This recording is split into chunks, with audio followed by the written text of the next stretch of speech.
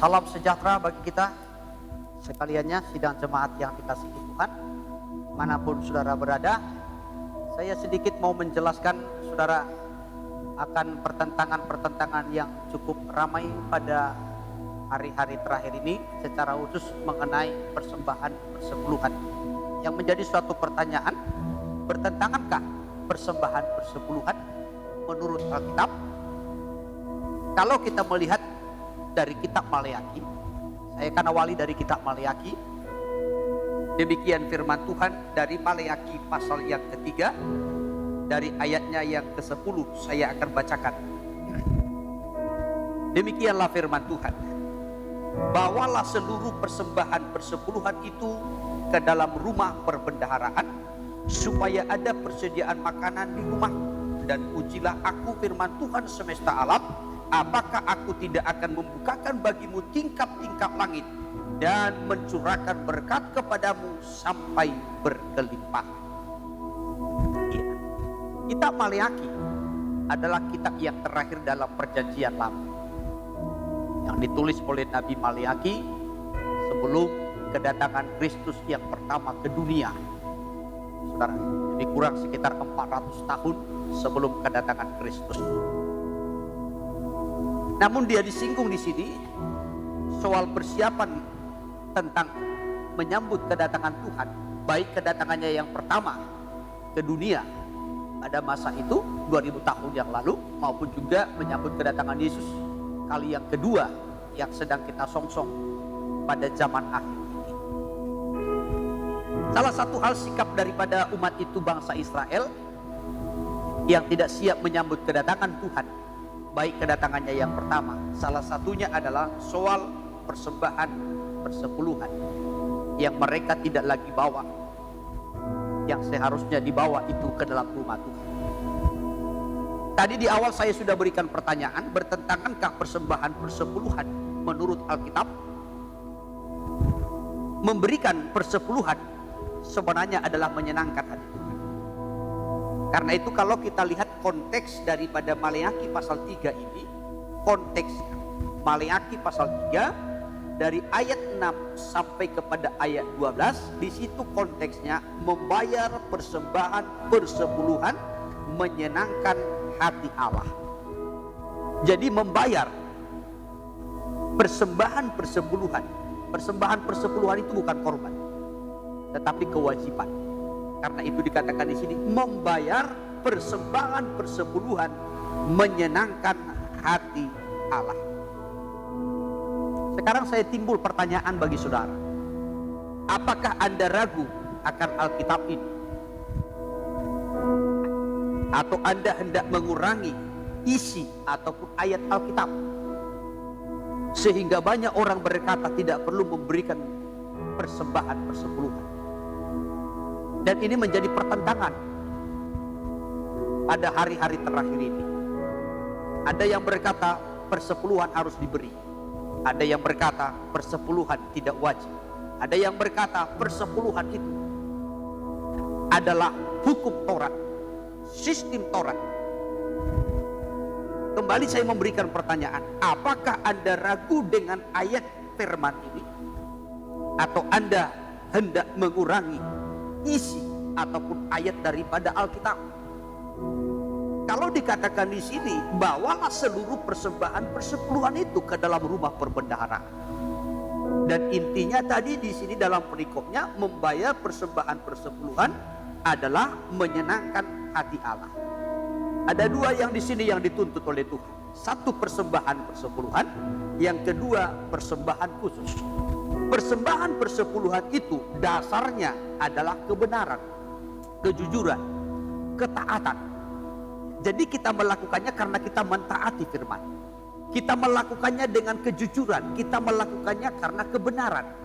Karena tertulis di dalam Alkitab, karena Tuhan perintahkan, maka dilakukan. Itulah dasarnya. Ya, sekali lagi, dasar daripada persepuluhan itu adalah kebenaran, ataupun kejujuran, ataupun ketaatan terhadap firman Tuhan. Sehingga ketika kita melakukannya, Allah senang. Ya, sebab memberikan persepuluhan itu menyenangkan hati Allah. Apakah saudara mau menyenangkan hati Tuhan? Kalau saudara mau menyenangkan hati Tuhan, bayarlah persembahan persepuluhan. Yang kedua tadi, yang harus diberi di bawah itu, yang Tuhan tuntut adalah persembahan khusus.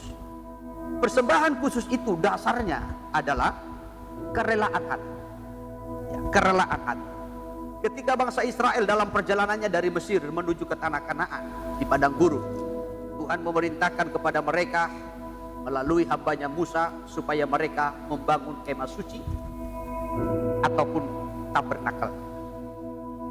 Ketika mereka hendak membangun tabernakel ataupun kemah suci, Tuhan juga memerintahkan supaya dari umat itu, dari bangsa itu, dipungutlah persembahan khusus. Ya, persembahan khusus untuk membangun bait suci ataupun tabernakel. Dasarnya kerelaan hati. Saya kutip kitab Keluaran pasal 35. Keluaran 35 ayatnya yang keempat sampai ayat 5 demikian. Berkatalah Musa kepada segenap jemaah Israel, inilah firman yang diperintahkan Tuhan bunyinya. Ambillah bagi Tuhan persembahan khusus dari barang kepunyaanmu.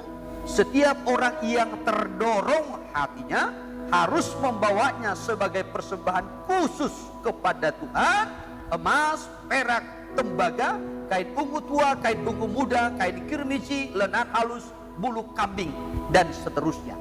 Lalu kita lompat. Kita lompat ayat yang ke-21. Sesudah itu datanglah setiap orang yang tergerak hatinya, setiap orang yang terdorong jiwanya, membawa persembahan khusus kepada Tuhan untuk pekerjaan melengkapi kemah pertemuan dan untuk segala ibadah di dalamnya dan untuk pakaian kudus. Jadi persepuluhan itu dasarnya adalah kebenaran, ketaatan kepada firman, sedangkan dasar persembahan khusus itu adalah kerelaan hati. Kerelaan hati, dorongan hati, sehingga menyenangkan hati Allah. Ya, saudara yang terkasih, kembali mengenai hal persepuluhan. Hal yang pertama yang saya mau sampaikan bahwasanya sebelum zaman Taurat, bahwasanya orang-orang percaya sudah melakukan persembahan persepuluhan. Sebelum zaman Taurat, orang-orang percaya sudah melakukannya. Contohnya Abraham. Dulu namanya Abraham. Dalam Kejadian pasalnya yang ke-14 dari ayat 17 sampai kepada ayatnya yang ke-20. Setelah dia menang mengalahkan raja-raja timur dari timur, saudara, Abraham itu kembali. Lalu dia disambut oleh Melkisedek dengan roti dan anggur. Lalu Abraham memberikan 1/10 kepada Melkisedek. Kita tahu Melkisedek pada waktu itu adalah imam dan dia adalah Raja Salem, walaupun tidak ditulis silsilahnya, latar belakangnya. Dan dalam kitab Ibrani dikutip kembali, Melkisedek itu adalah gambaran Kristus. Bahkan keimamatan Kristus itu dikatakan bagaikan keimamatan Melkisedek. Sedangkan Abraham itu adalah orang percaya, bapa orang percaya. Orang percaya ini memberikan persepuluhannya kepada Melkisedek sebagai imam. Saya kutip saja Kejadian pasal 14 ayat 17 sampai kepada ayat 20 supaya lebih jelas. Demikian firman Tuhan. Setelah Abraham kembali dari mengalahkan Kedor Laomer dan para raja yang bersama-sama dengan dia, maka keluarlah Raja Sodom menyongsong dia di lembah Syawe, yakni lembah raja. Melkisedek Raja Salem membawa roti dan anggur. Ia seorang imam Allah yang maha tinggi. Melkisedek itu adalah imam Allah yang maha tinggi. Lalu ia memberkati Abraham. Katanya, diberkatilah kiranya Abraham oleh Allah yang maha tinggi, pencipta langit dan bumi. Ayat 20, dan terpujilah Allah yang maha tinggi yang telah menyerahkan musuhmu ke tanganmu. Lalu Abraham memberikan kepadanya 1/10 dari semuanya. Abraham memberikan 1/10 kepada Melkisedek. Sebagai orang percaya, Abraham memberi 1/10 kepada imam Allah Melkisedek. Tadi saya sampaikan bahwasanya ini kisahnya sebelum Tuhan memberikan hukum Taurat. Pada masa itu masih hukum hati nurani. Ya, masih hukum hati nurani. Jadi Abraham sebagai orang percaya memberikan persepuluhan itu menurut hati nurani. Ya, menurut hati nurani. Sebagai orang percaya. Tetapi bukan hanya Abraham. Saudara, kalau kita berlanjut nanti kepada pasal-pasal berikutnya seperti pada pasal 28, Yakub juga berjanji kepada Tuhan akan memberikan 1/10 dari segala yang dia punya sebagai tanda, ya, ataupun sebagai bentuk pengakuannya atas penyertaan Tuhan, atas perlindungan Tuhan, atas keselamatan yang Tuhan beri, bahkan atas berkat-berkat yang Tuhan anugerahkan. Kejadian pasal 28, saya kutip dari ayatnya yang ke-20 supaya lebih jelas. Ayat 20 demikian. Lalu bernazarlah Yakub, jika Allah akan menyertai dan akan melindungi aku di jalan yang kutempuh ini, memberikan kepadaku roti untuk dimakan dan pakaian untuk dipakai, sehingga aku selamat kembali ke rumah ayahku, maka Tuhan akan menjadi Allahku. Ayat 22, dan batu yang kudirikan sebagai tugu ini akan menjadi rumah Allah. Dari segala sesuatu yang engkau berikan kepadaku, akan selalu kupersembahkan 1/10 kepadamu. Ya. Jadi Yakub juga berjanji memberikan 1/10 kepada Tuhan sebagai tanda hidupnya disertai Tuhan, sebagai tanda hidupnya dilindungi Tuhan, sebagai tanda hidupnya itu menerima keselamatan yang daripada Tuhan, bahkan sebagai tanda hidupnya itu diberkati oleh Tuhan. Maka dia memberi 1/10 dari segala yang dia punya, yang dia miliki, sebagai bentuk pengakuan. Karena itu hendaknya kita memberikan persepuluhan juga, saudara, oleh karena kita menyadari, ya, ataupun sebagai bentuk pengakuan kita diberkati Tuhan, kita diselamatkan Tuhan, kita disertai Tuhan, kita dilindungi oleh Tuhan. Sama seperti Yakub. Nah, Abraham dan Yakub ini memberikan persepuluhan, saudara, menurut hati nurani. Karena pada waktu itu Taurat belum diberi, hukum Taurat itu belum diberi, masih hukum hati nurani. Ya, jadi belum ada ketentuan dari Tuhan bahwasanya harus memberikan persepuluhan, tidak. Tetapi baik Abraham maupun Yakub memberikan persepuluhan itu menurut hati nurani. Ya, ini hal yang pertama. Setelah itu, saudara, dalam hukum Taurat, ya, lebih ditekankan lagi. Kalau tadi sebelum hukum Taurat, orang-orang percaya itu Abraham, Yakub memberikan persepuluhan menurut hati nurani. Tetapi di dalam hukum Taurat lebih ditekankan lagi bahwasanya persepuluhan itu wajib diberi kepada Tuhan. Ya, nanti persepuluhan itu nanti akan diserahkan dan dikelola oleh imam-imam dari suku Lewi. Ya, Bilangan pasalnya yang ke-18. Bilangan pasal 18 ayat 1. Kita akan awali dari ayat 19 saja.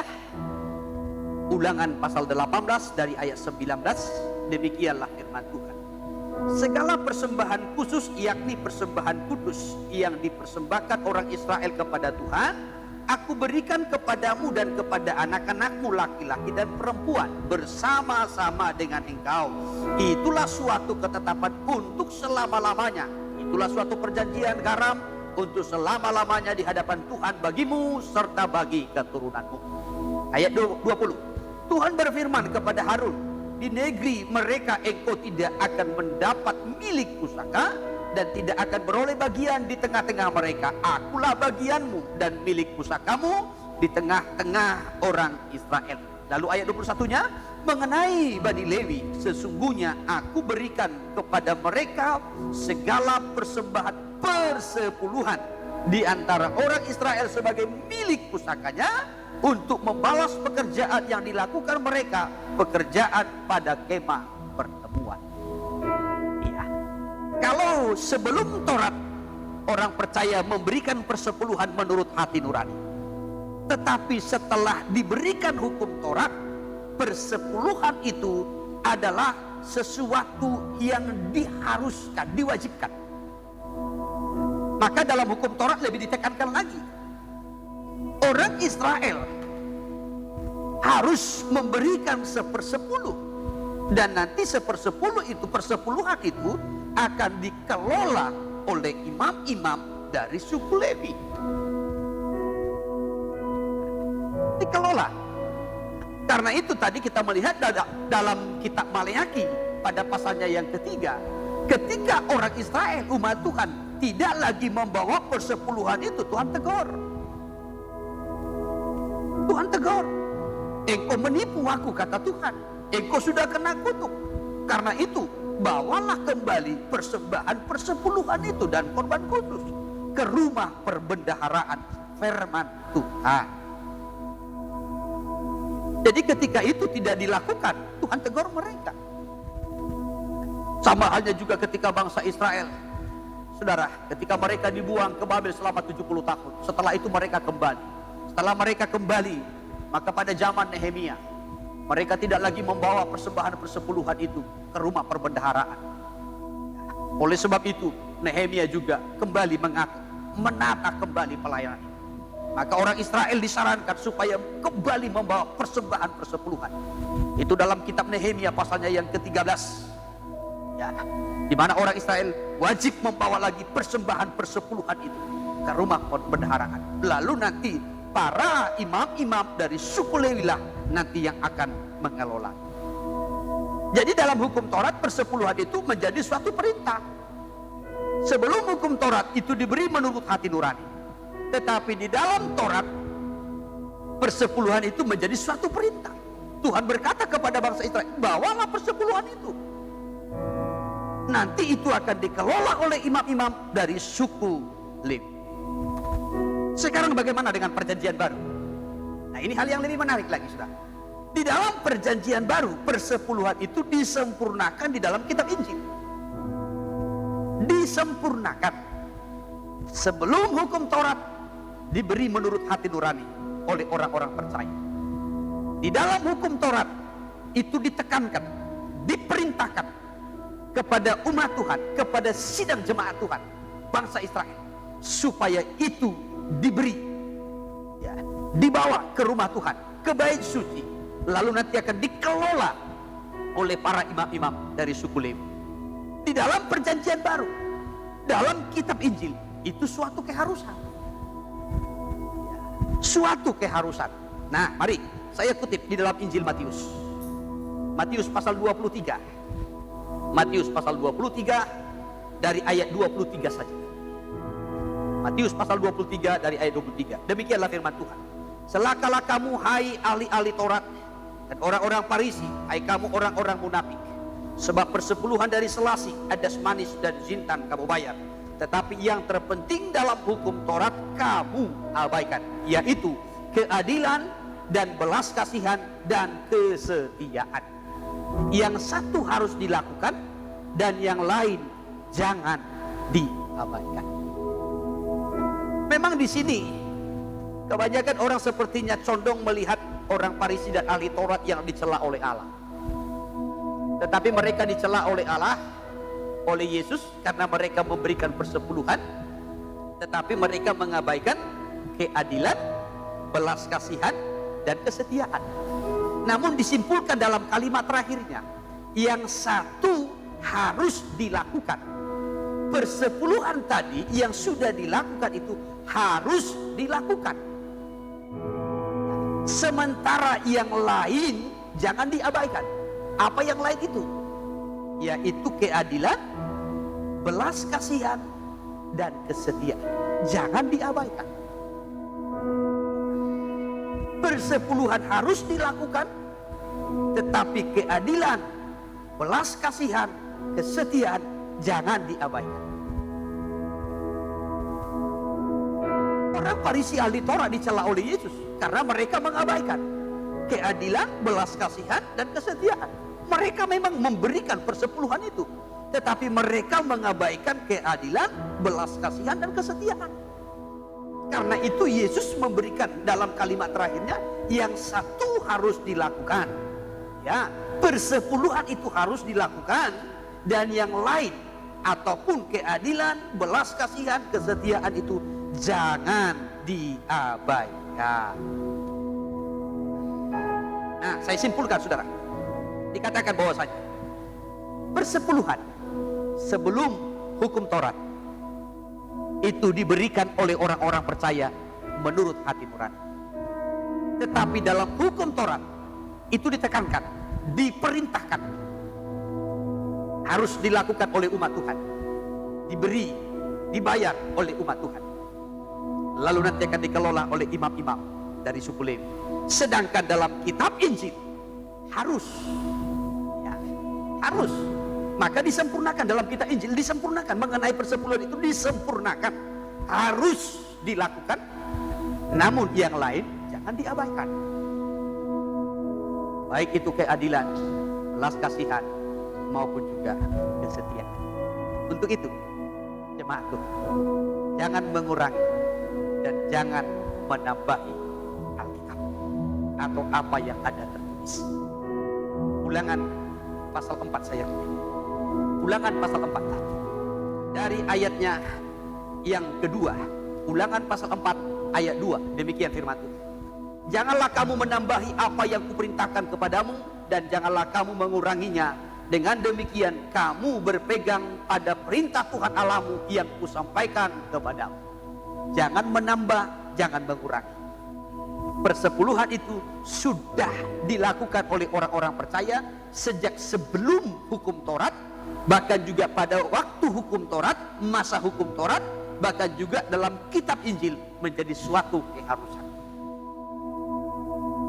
Karena itu jangan sampai kita berkata persepuluhan tidak perlu. Jangan sampai kita berkata persepuluhan itu adalah hukum Taurat. Saudara, Alkitab sudah mencatatnya, baik sebelum masa Taurat maupun ketika masa Taurat, dan setelah itu Injil yang Tuhan beri di sana juga menjadi suatu keharusan. Jangan mengurangi dan jangan menambah. Wahyu pasal yang terakhir, pasal 22 ayat 19 mencatat, dan jikalau seorang mengurangkan sesuatu dari perkataan-perkataan dari kitab nubuat ini, maka Allah akan mengambil bagiannya dari pohon kehidupan dan dari kota kudus seperti yang tertulis di dalam kitab ini. Jadi siapa yang mengurangi, maka bagiannya juga akan dikurangi. Jangan sampai Tuhan mengurangi bagian. Jadi mengenai persepuluhan, saudara, kita melihat tadi dalam 3 tahap, dilakukan menurut hati nurani, diperintahkan, dan menjadi suatu keharusan. Tuhan Yesus memberkati. Haleluya.